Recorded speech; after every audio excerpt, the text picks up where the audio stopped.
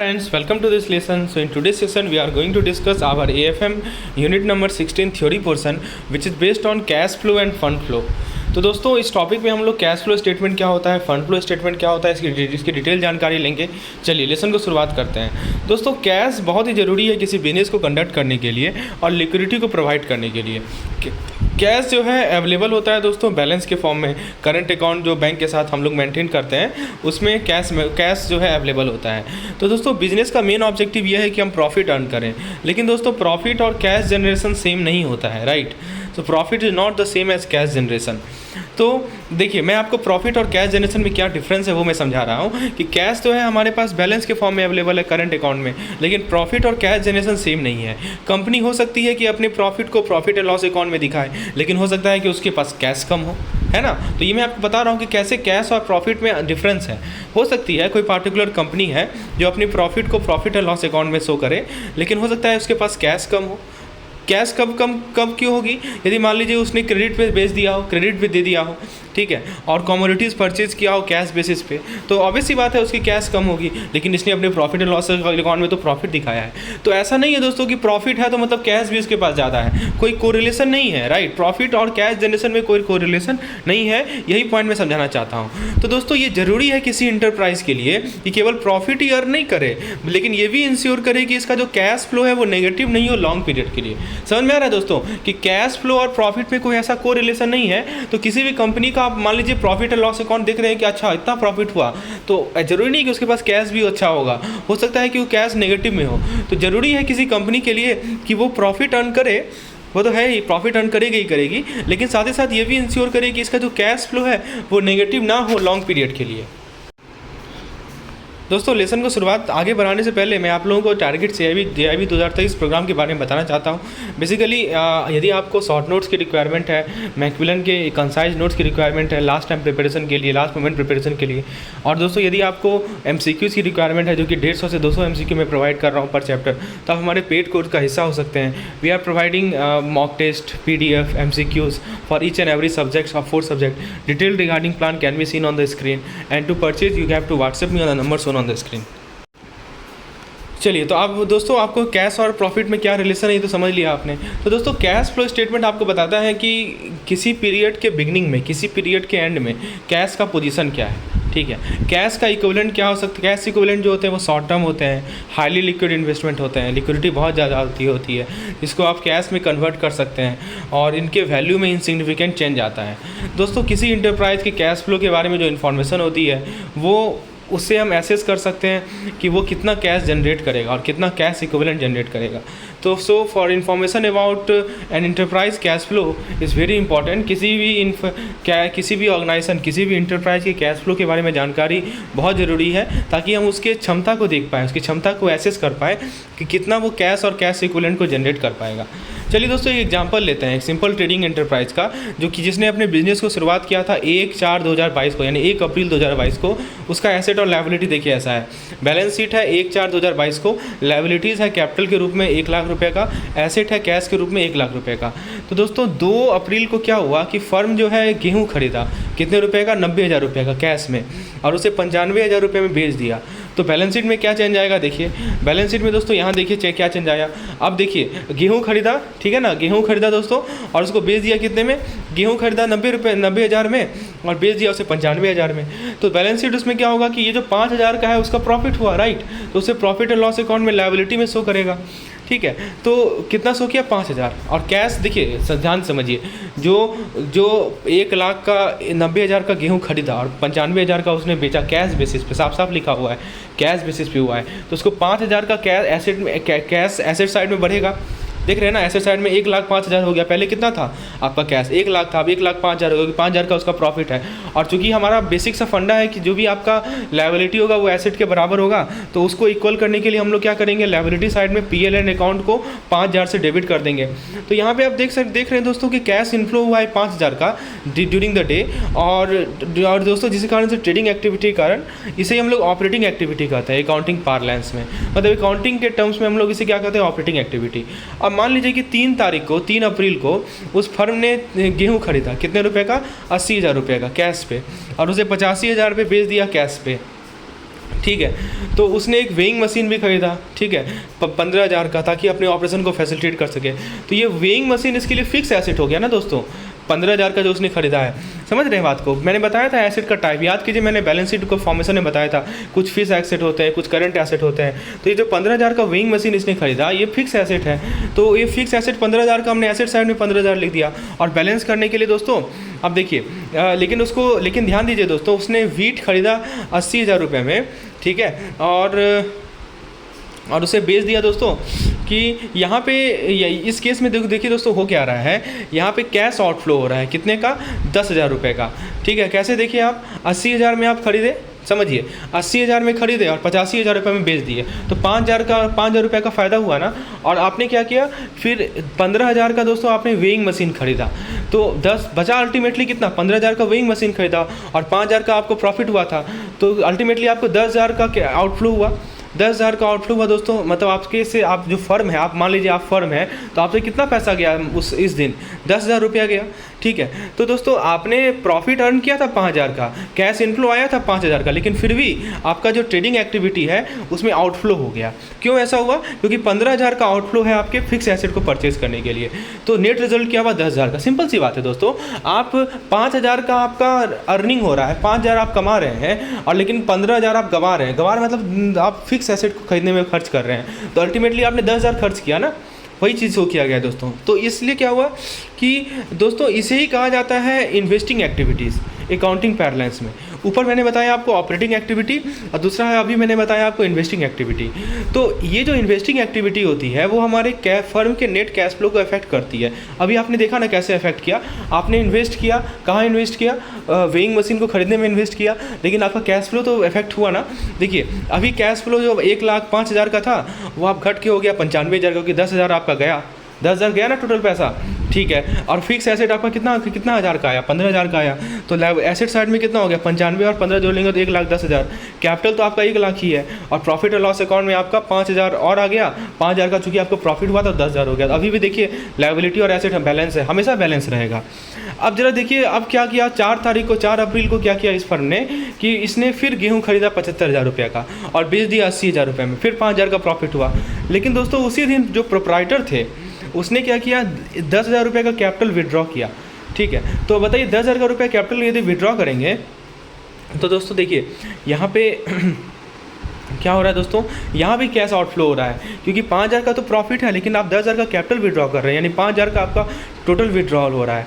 Although trading जो है activity से आपको प्रॉफिट हो रहा है, लेकिन आपका 5,000 का प्रॉफिट हो रहा है, लेकिन दोस्तों कैश आउटफ्लो जो 10,000 का है वो 5,000 से ज़्यादा है।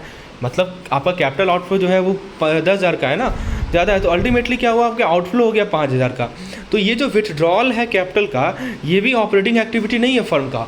ऑपरेटिंग एक्टिविटी कौन सा था, पहला वाला था, दूसरा हमारा इन्वेस्टिंग एक्टिविटी था। और ये जो हम विथड्रॉल कर रहे हैं कैपिटल का, this is also not an operating activity. तो इसे कहते हैं हम लोग फाइनेंसिंग एक्टिविटी। तो अभी तक हमने 3 एक्टिविटी देखा, ऑपरेटिंग एक्टिविटी, इन्वेस्टिंग एक्टिविटी और फाइनेंसिंग एक्टिविटी। हम फाइनेंस कर रहे हैं कैपिटल को, राइट, अकाउंटिंग पैरेलल्स में, और ये भी जो है कैश फ्लो को अफेक्ट करेगा। तो हम अभी दोस्तों इस एग्जांपल से ये देख रहे हैं कि किसी फर्म के कैश फ्लो को कौन कौन से एक्टिविटीज़ अफेक्ट करते हैं। जैसा कि हमने पहले गेहूं खरीदा था तो वो हमारा ऑपरेटिंग एक्टिविटी था, उसको प्रॉफिट में बेच दिया तो प्रॉफिट लॉस अकाउंट हमारा प्रॉफिट हो गया। दूसरा एग्जाम्पल में दोस्तों हमने इन्वेस्ट किया था, ठीक है, तो इन्वेस्टमेंट किया था, फिक्स एसेट में इन्वेस्टमेंट किया तो हमारा इन्वेस्टिंग एक्टिविटी हो गया। और तीसरे एग्जाम्पल में दोस्तों हमने क्या किया था, तीसरे एग्जाम्पल में हमने फाइनेंसिंग किया था तो फाइनेंसिंग एक्टिविटी हो गया। तो ये 3 एग्जाम्पल है। तो तीनों केस में आप क्या देख रहे हैं दोस्तों कि कैश फ्लो अफेक्टेड हो रहा है। अब जैसे इस केस में देखिए 75,000 रुपये में आपने खरीदा, 80,000 रुपये का बेचा, यानी 5,000 का आपका प्रॉफिट हुआ, तो प्रॉफिट और लॉस अकाउंट 5,000। फिर आपने कैपिटल विड्रॉ किया कितना का, 10,000 का, ठीक है। तो आपका फिक्स एसेट तो 15,000 ही रहेगा, कैश आपका 95 की जगह 90 हो जाएगा, ठीक है, क्योंकि अल्टीमेटली कैश आपका 5,000 का जा रहा है और कैपिटल आपका 1,00,000 की जगह 90,000 का हो जाएगा, क्योंकि 10,000 कैपिटल आपने दे दिया। और बैलेंस करने के लिए प्रॉफिट लॉस अकाउंट आपका 10,000 की जगह 15,000 हो जाएगा, क्योंकि आपका प्रॉफिट जो है 5,000 का हुआ है।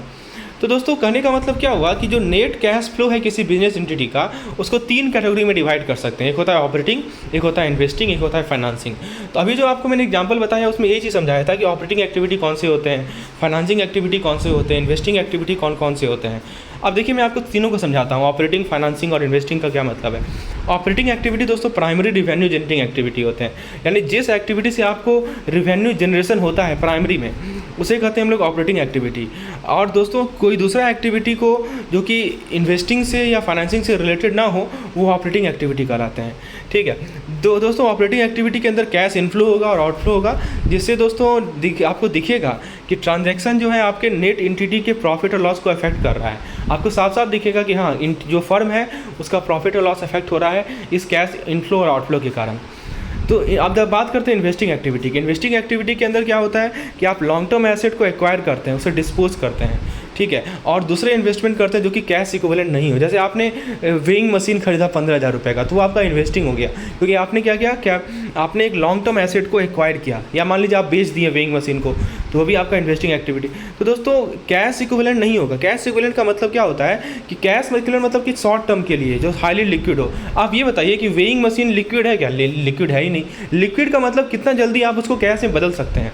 आप ये बताइए कि लैंड है, लैंड आपने खरीदा, मान लीजिए कि आपको एक फैक्ट्री बनाना है, उसके लिए ज़मीन खरीदा, तो क्या ज़मीन लिक्विड है? नहीं है लिक्विड, क्योंकि इसको आपको कैश में बदलने में टाइम लगेगा। हाईली लिक्विड चीज़ वो होती है जिसको आप तुरंत कैश में बदल दें, ठीक है। तो कैश इक्विवेलेंट मतलब वैसा चीज़ जो शॉर्ट टर्म हो, हाईली लिक्विड हो, जिसको आप आसानी से कैश में बदल सकें, ठीक है, without significant change in value. तो दोस्तों ये चीज़ है। तो ये आपने समझा इन्वेस्टिंग एक्टिविटी कौन कौन सी होती है। जब भी आप किसी लॉन्ग टर्म एसेट को एक्वायर करते हैं या उसे डिस्पोज करते हैं, तो ये सभी हमारे इन्वेस्टिंग एक्टिविटीज़ में आती है। फाइनेंसिंग एक्टिविटी के अंदर वैसी एक्टिविटीज़ आती हैं जो कि एंटिटी के इक्विटी और बोरोइंग को अफेक्ट करता है। यानी दोस्तों किसी फर्म का जो इक्विटी है, जो बोरोइंग है, उसको जो अफेक्ट करता है, उसे हम लोग फाइनेंसिंग एक्टिविटी कहते हैं। दोस्तों ये जो कैश फ्लो स्टेटमेंट होता है ना, ये कैसे प्रिपेयर किया जाता है, ये जो है इसको कैश फ्लो स्टेटमेंट को प्रिपेयर करने के लिए दोस्तों आप देखते हैं कि आपके पास जो ऑपरेटिंग, इन्वेस्टिंग और फाइनेंसिंग एक्टिविटीज़ है उसमें कितना कैश फ्लो है, उस कैश फ्लो को आइडेंटिफाई करके आप कैश फ्लो स्टेटमेंट प्रिपेयर करते हैं। जो फाइनेंसिंग एक्टिविटी सेक्शन होती है कैश फ्लो का, वो बताता है कि आपके इक्विटी और बोरोइंग में कितना चेंज आ रहा है, ठीक है। तो नेट कैश फ्लो पे आने के लिए ये जो तीनों ग्रुप ऑफ एक्टिविटीज़ हैं, ऑपरेटिंग, फाइनेंसिंग और हमारा इन्वेस्टिंग, तीनों को कंबाइन किया जाता है तो आपका नेट कैश फ्लो आता है। अब आइए सीखते हैं कि कैसे कैश फ्लो निकाला जाता है। पहले बात करते हैं ऑपरेटिंग एक्टिविटी से। तो ऑपरेटिंग एक्टिविटी कैश को इम्पैक्ट करता है, करंट एसेट को इम्पैक्ट करता है, लायबिलिटीज़ को इम्पैक्ट करता है, हमने देखा भी है। तो करंट एसेट बढ़ेगा, ठीक है, कैश को छोड़कर। क्यों ऐसा बढ़ेगा? क्योंकि दोस्तों आप कैश को कंज्यूम कर रहे हैं, ठीक है, और करंट लायबिलिटी बढ़ेगा तो मतलब आप कैश को जनरेट कर रहे हैं। करंट एसेट बढ़ने का मतलब क्या हुआ दोस्तों? जैसे स्टॉक्स हो गया, आपका करंट एसेट है, रिसीवेबल हो गया, करंट एसेट है, तो स्टॉक बढ़ रहा है मतलब आप कैश को कंज्यूम कर रहे हैं, तभी तो स्टॉक ला रहे हैं। और करंट लायबिलिटी का बढ़ना मतलब क्या हो गया कि आप कैश को जनरेट कर रहे हैं, राइट। तो आप मान लीजिए किसी से उधार लिए छोटे समय के लिए, बोरोइंग्स जो है आपका छोटे समय के लिए, तो आप उधार ले रहे हैं तो कैश आ रहा है ना आपके पास, ठीक है। तो दोस्तों जो हमारा नेट इंक्रीज या डिक्रीज होगा करंट एसेट का, other than cash minus current liability, इसी से आप कैलकुलेट करते हैं कि कैश पोजीशन का क्या इम्पैक्ट है फ्रॉम ऑपरेटिंग एक्टिविटी। यानी देखिए आप करते क्या हैं कि जितना भी आपका करंट एसेट में इंक्रीमेंट हुआ या डिक्रीमेंट हुआ, ठीक है, उसमें से आप करंट लायबिलिटी माइनस कर दीजिए, ठीक है, तो आपको बता देगा कि कैश पोजीशन क्या है ऑपरेटिंग एक्टिविटी से। अब जैसे एग्जांपल में की बात करें कौन कौन सी कैश फ्लो होती है ऑपरेटिंग एक्टिविटी। जैसे मान लीजिए कि आपने गुड्स बेचा, आपने सर्विस रेंडर किया, उससे जो आपको कैश रिसीट मिला, आप सप्लायर को जो कैश पेमेंट करते हैं, एम्प्लॉय को कैश पेमेंट करते हैं, इंश्योरेंस एंटिटीज़ को कैश पेमेंट करते हैं, या जो कैश पेमेंट या रिसीट आपको कॉन्ट्रैक्ट मिला है, कॉन्ट्रैक्ट के माध्यम से मिला है, तो ये सभी आपके क्या है ऑपरेटिंग एक्टिविटी से जनरेट किया हुआ कैश फ्लो है। दोस्तों जो भी ट्रांजैक्शन जिस कारण से आपका गेन होता है या लॉस होता है, उसे हम लोग प्रॉफिट और लॉस में इंक्लूड करते हैं, ठीक है। और दोस्तों these are called cash flow from investing activity. अब देखिए ऑपरेटिंग एक्टिविटी समझ लिया, अब बात करते हैं इन्वेस्टिंग एक्टिविटी की। तो जिस भी ट्रांजैक्शन के कारण आपको गेन हो, प्रॉफिट हो या लॉस हो, ठीक है, जो कि प्रॉफिट और लॉस में इंक्लूडेड रिकॉग्नाइज किया जाए, उसे कहते हैं cash flow from investing activity. जैसे एग्जाम्पल के तौर पर मान लीजिए रेंट से आपको कैश मिला, ठीक है, और आपने एसेट को बेचा, तो वो ये सब क्या है ऑपरेटिंग एक्टिविटी का कैश फ्लो है, ठीक है, कि कोई एसेट था उसको आपने बेच दिया तो आपको कैश मिला, तो this are cash from operating activity. आपने दोस्तों डीलिंग किया, ट्रेडिंग किया सिक्योरिटीज़ का, ठीक है, उससे कैश फ्लो हुआ तो वो भी आपका ऑपरेटिंग एक्टिविटी है। आपने फाइनेंशियल जो फाइनेंशियल इंस्टीट्यूशन होती है वो जो कैश एडवांस देती है, लोन देती है, तो ये हमारा ऑपरेटिंग एक्टिविटीज़ होता है। चलिए, तो ये चीज़ आपने समझा कि ऑपरेटिंग एक्टिविटी का कौन कौन सा कैश फ्लो होता है। सिंपल भाषा में ध्यान रखिए कि जो आपके करंट एसेट को घटाए या बढ़ाए, ठीक है, और नेट जो हमारा करंट एसेट का और करंट लायबिलिटी का डिफरेंस होता है वो आपको बताएगा कि कैश पोजीशन पे क्या इंपैक्ट पड़ रहा है ऑपरेटिंग एक्टिविटी से। एग्जांपल के तौर पर आपका करंट एसेट, करंट लायबिलिटी, जिस भी एक्टिविटी करंट चेंज हो रहा हो उसको आप कह सकते हैं कि आपका ऑपरेटिंग एक्टिविटी है। याद रखिएगा, बहुत इंपॉर्टेंट पॉइंट मैं बता रहा हूँ। कैसे आप पहचानेंगे कि ऑपरेटिंग एक्टिविटी है? आप सिंपल देखिए कि उसका इंपैक्ट कहाँ पड़ रहा है। यदि उसका इंपैक्ट करंट एसेट और करंट लायबिलिटी में चेंज आने पे पड़ रहा है तो आप समझ जाएंगे कि ऑपरेटिंग एक्टिविटी है। याद रखिए, करंट एसेट, करंट लायबिलिटी क्या होता है, इसको हमने पिछले लेक्चर में डिस्कशन किया है। दोस्तों, यदि हम इन्वेस्टिंग एक्टिविटी की बात करें तो जो पॉजिटिव कैश फ्लो होता है ऑपरेटिंग एक्टिविटी का, उस कारण से हाई कैश बैलेंस आता है, जो कि लिक्विडिटी के लिए डिज़ायरेबल होता है, लेकिन एसेट के लिए अनप्रोडक्टिव होता है। आपके पास बहुत कैश आ जाए तो ठीक है, लिक्विडिटी के लिए तो सही है, कैश है आपके पास, लेकिन एसेट तो नहीं है ना आपके पास। तो दोस्तों, कैश को जो है ना फिक्स्ड या फाइनेंशियल एसेट में इन्वेस्ट करना, आपके एक्सेस कैश को आप डिप्लॉय कर सकते हैं। मतलब आपके पास कैश बहुत आ गया, आपने ऑपरेटिंग एक्टिविटी में इन्वेस्ट किया, आप ऑपरेटिंग एक्टिविटी से बहुत कैश फ्लो आ गया, अब उस कैश का करेंगे क्या? तो आपने क्या किया, कुछ फिक्स एसेट खरीद लिया।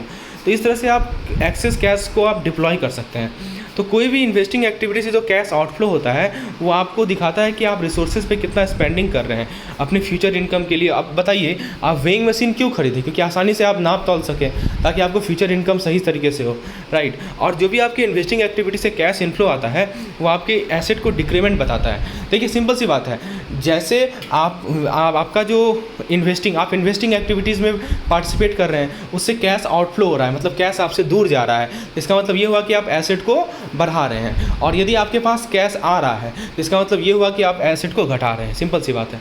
तो इसका आप मैं एक एग्जांपल में बताऊं, जैसे मान लीजिए कि आप प्रॉपर्टी बेच रहे हैं, तो जब आप प्रॉपर्टी बेचेंगे दोस्तों, तो एसेट आपसे दूर जा रहा है ना, तो आपका एसेट क्या होगा, घटेगा, ठीक है। और कैश इनफ्लो होगा आपको।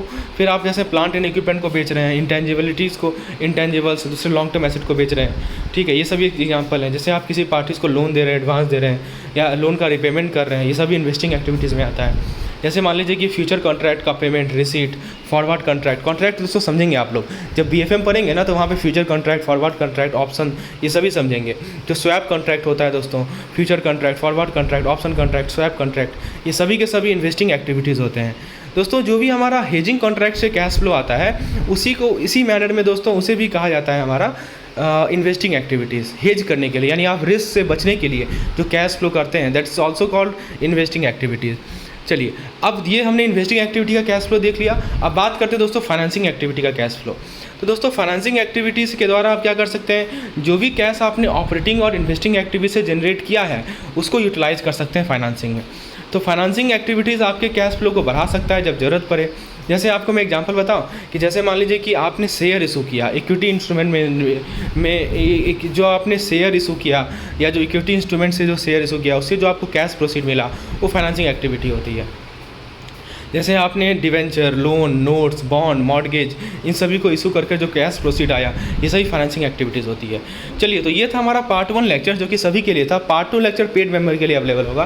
तो यदि आप इस तरह के क्लैरिफिकेशन चाहते हैं, चीज़ों को अच्छे से समझना चाहते हैं, एक एक पॉइंट को समझना चाहते हैं दोस्तों, यदि आप इस तरह की PDF की रिक्वायरमेंट है, if you need mock test, if you need MCQs, more than 100 MCQs, more than 150 MCQs पर chapter, then you can opt for our paid plan. धन्यवाद।